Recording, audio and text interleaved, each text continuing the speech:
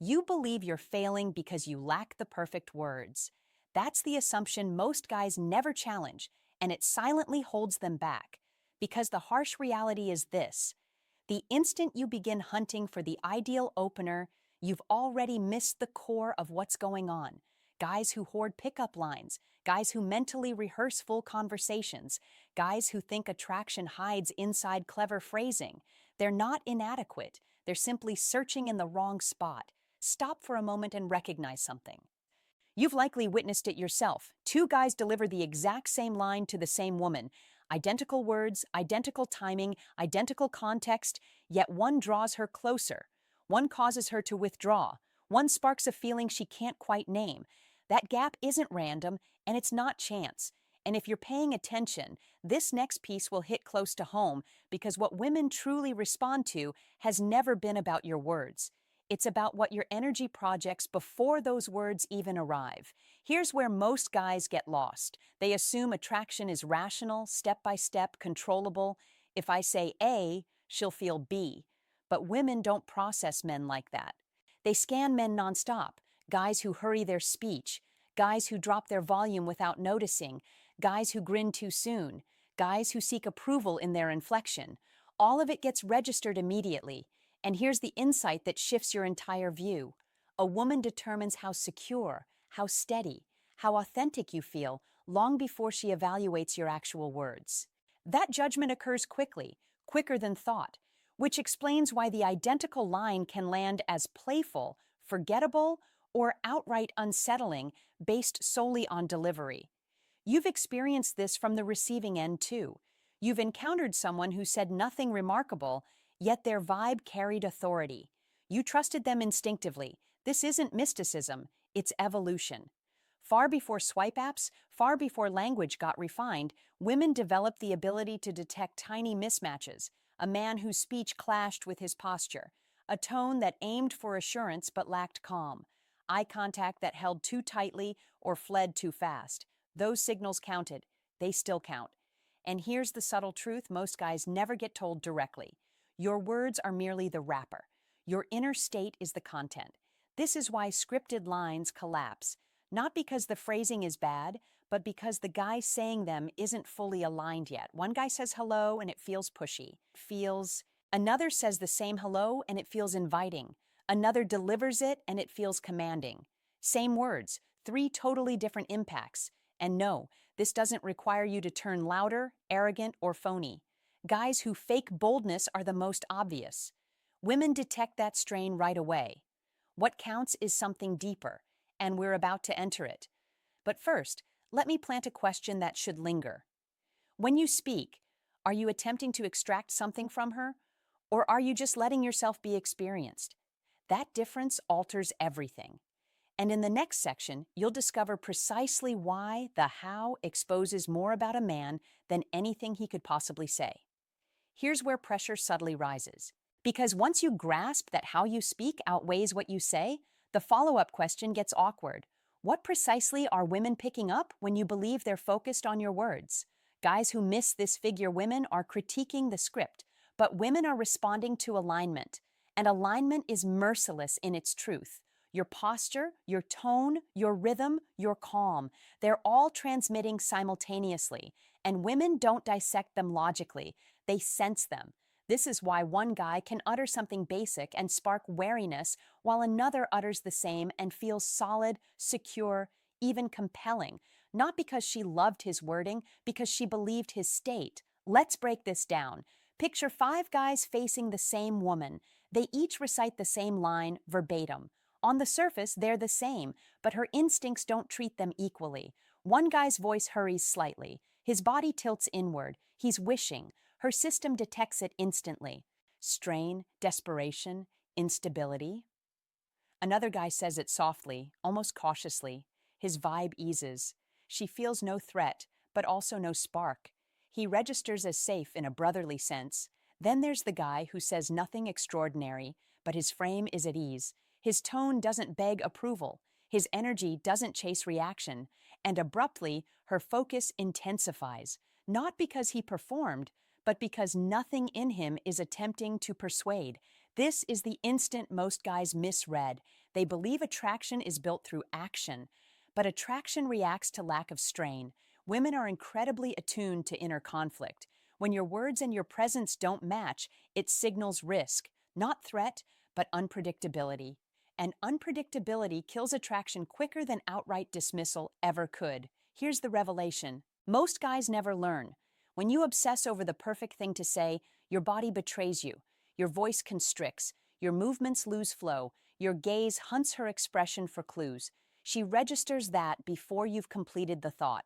This is why no ultimate lines exist, because words can't overpower emotional signals. They only reinforce them. Guys who remain quiet and centered often feel more potent than guys who chatter nonstop. Not because quiet is enigmatic, but because quiet exposes self-assurance, and self-assurance is infectious.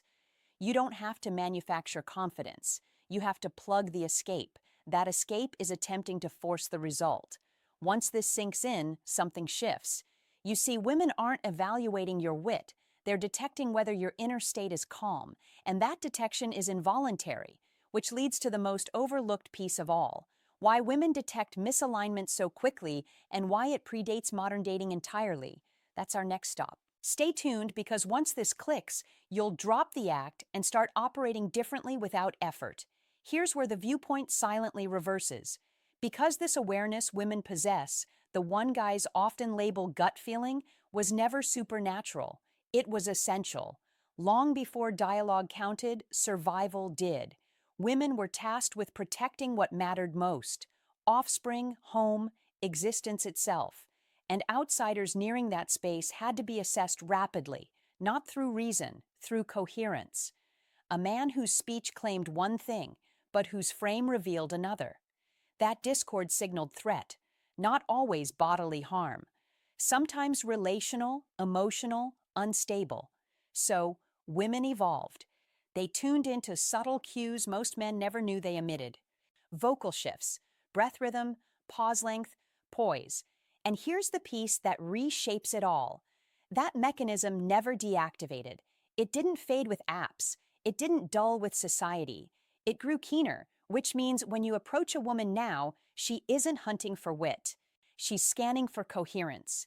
Is this guy truly here, or is he running lines in his head? Is his frame at ease, or is it tilting forward quietly begging for a green light? Does his voice settle, or does it float upward seeking validation? This read happens in an instant, and once it's made, the words themselves barely register. This is why two guys can deliver the identical line and spark wildly different responses. One creates tightness, one creates indifference, one creates pull, not because of the content, but because of what got exposed underneath. And here's where a lot of guys misstep again. They hear this and think, all right, I just need to fix my body language. But fixing is control, and control breeds tension. Tension is exactly what women pick up first. The aim isn't control, it's integration. Guys who quit managing how they come across begin broadcasting cleaner signals without trying. Their gestures ease, their voice drops and steadies, their gaze isn't hunting. It's simply holding space, nothing hurried, nothing manufactured, and women register that right away.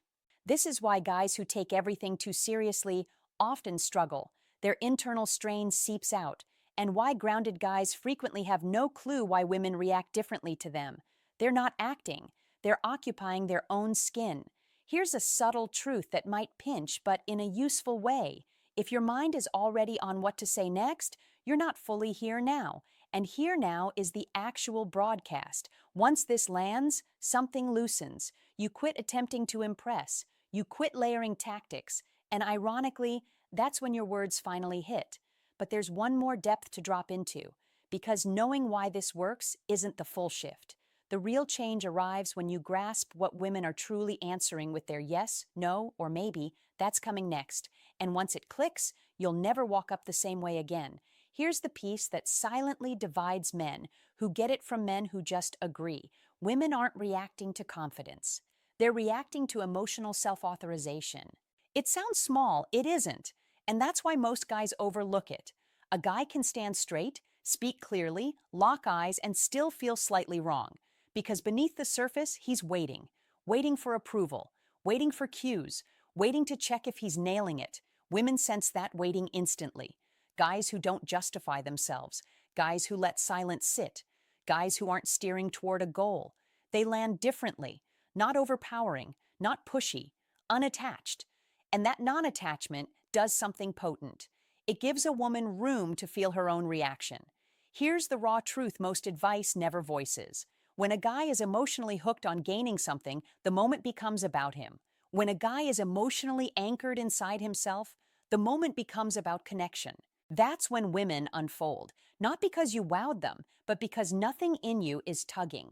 This is why the same line can feel off from one guy and perfectly natural from another. The line isn't the problem. The direction of emotional energy is. Energy pushing outward toward her, contraction. Energy held steady within, safety. And safety is where attraction gets room to breathe. Recall the times you felt most yourself, times you weren't efforting, times you didn't care how you landed, times you were just present. Your voice moved slower then. Your body found its own rhythm. Your presence carried weight. That wasn't confidence. That was authorization. Authorization to take up space without bargaining. And women register that as strength. Here's the shift that rewires approaching forever. The second you stop manufacturing attraction, you become the kind of man attraction can flow toward. This isn't withdrawal. It's internal unity. Your words don't pursue, they arrive. Your silence doesn't feel empty. It feels deliberate. And suddenly conversations extend themselves. Numbers get offered instead of chased. Interest appears without force, not because you mastered phrasing, but because you stopped broadcasting need through your delivery. In the next section, we'll pull this into real life. What it actually looks like in live approaches, live moments, live conversations. So it stops being theory. Because once you witness the contrast, you'll feel it in your own body instantly. And from there, you won't need to recall what to say. Now let's drop this into the moment where most guys lock up. The approach, this is where everything you've ever heard usually turns to static. Because in reality, there's no rewind, no script prep, no buffer from the sensation in your chest. And here's what guys who miss the how typically do. They enter already posing a question with their frame. Shoulders angle in. Voice rises slightly at sentence ends. Words come a beat too soon, as if quiet might betray them. Women feel that immediately, not in their mind, in their body. Now watch the difference. A man who gets alignment doesn't hurry the instant. He lands first, then he speaks. Feet rooted, breath even, eyes not scanning for approval. He offers something simple, not witty, not flashy. Something like, "Hey, how's it going?" And here's what changes everything. He isn't requesting a response, he's extending presence. Same words, but the energy behind them is anchored. No outcome hunger, no hidden motive, just contact. This is why women often say, "I can't explain it, he just felt different." They're not reacting to the script, they're reacting to emotional steadiness. Guys who observe patterns instead of forcing them get this naturally. They notice that when they slow inside, conversations lengthen. When they stop packing every gap, women fill them. When they quit trying to be fascinating, fascination arrives. This isn't passivity, it's restraint. And restraint doesn't come from overpowering others. It comes from self-command. Here's a crucial reframe. When you speak, you're not sending words. You're broadcasting your inner weather. If that weather is calm, your words arrive calm. If it's agitated, they arrive as pressure. That's why even compliments can land wrong from the wrong guy. Because the compliment isn't being given, it's being leveraged. Women feel the distinction instantly. And once this hits, you stop asking, "What line should I use?" You start asking, "What state am I speaking from?" That single question elevates everything. But there's one last depth, the one most guys never access. Because even when a man grasps presence, there's a deeper reason women respond as they do. And it goes beyond attraction. It's about trust amid uncertainty. That's next. And once it lands, your entire way of navigating interactions shifts, quietly, irreversibly. Here's the depth most men never reach, because it isn't really about attraction. It's about trust inside the unknown. Women don't open to the man who feels certain. They open to the man who feels steady while everything is uncertain. That difference is the whole game. consider what uncertainty really means in an interaction. Two strangers, no roadmap, no promises, no guaranteed ending. Most men treat that as a puzzle to fix fast. They reduce uncertainty by over-talking, over-explaining, pushing for clarity too soon, and without realizing it, they broadcast, "I'm not comfortable in this space." Women register that instantly, not as criticism, as data. Now compare the man who lets uncertainty simply be. He doesn't hurry to label the moment. He doesn't manufacture momentum. He doesn't need live reassurance. He's at ease inside the unknown, and that ease builds trust. Why? Because women navigate uncertainty daily, socially, emotionally, physically. So when a man stays regulated without trying to lock down what's next, it signals something uncommon. He can handle ambiguity. Guys who chase certainty feel unsteady, not because they're flawed, but because they're constricted. Guys who move slowly without demanding direction feel dependable, even intriguing, because nothing in them buckles. This is why women often gravitate toward men who seem relaxed while the outcome is still open. Not because those men are indifferent, but because they don't require certainty to remain composed.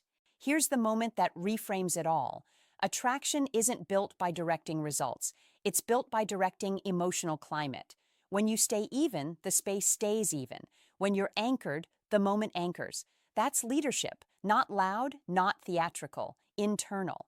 And here's the silent upgrade. Once you quit trying to secure the future of the exchange, the present becomes sufficient. Your words decelerate, your tone grounds, your pauses stop feeling weak. And women stay not because they're being convinced, but because their system feels safe enough to linger. This is why pushing for a number too soon derails things. Not because the ask is bad, but because it reveals intolerance for the unknown. Men who trust the moment don't hurry closures or outcomes. They let interest surface on its own, and it always does. Now we're standing at the final turn. Because once you internalize trust and uncertainty, you stop trying to do interactions. You start being a certain kind of man. And that way of being doesn't toggle off. That's next.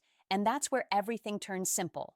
Here's the identity turn, the one that quietly alters how you move, speak, and land. Once this takes root, you stop trying to approach women. You begin moving through life as a man who is internally resolved. And women don't encounter your words first. They encounter you. Men who operate from here don't wonder, "What should I open with?" Because nothing in them is attempting to take. They speak when there's something to share, not something to gain. Their tone doesn't lift seeking approval. Their frame doesn't angle forward asking entry. Their presence doesn't apologize for being there. They don't act confident. They hold themselves. This is the depth most guidance never touches. Attraction isn't produced by adding layers. It appears when nothing is escaping. No need, no haste, no pressure wearing charm's mask, just unity. And women experience that as clarity. Not hype, not illusion, clarity. That's why moments with these men feel effortless yet unforgettable. Why conversations expand without strain. Why interest emerges unforced. It's not that these men know secret material. It's that they're no longer split inside. Words align with body. Pace aligns with breath. Silence aligns with presence. Nothing is faking. And because nothing is faking, nothing feels wrong. This is why there are no magic pickup lines. There are only men speaking from a regulated, rooted state, and men who aren't there yet. Once this settles in, the fog lifts. You stop blaming yourself. You stop blaming women. You stop hunting formulas. You realize you were never defective. You were just working with an incomplete map. Now the map is complete. And moving forward, you don't pursue moments. You let moments meet you. Men who live this don't enter spaces wondering how they'll be taken. They enter already resolved, already complete, already enough. And that's why, once you grasp this, you move differently, quietly, naturally, for good.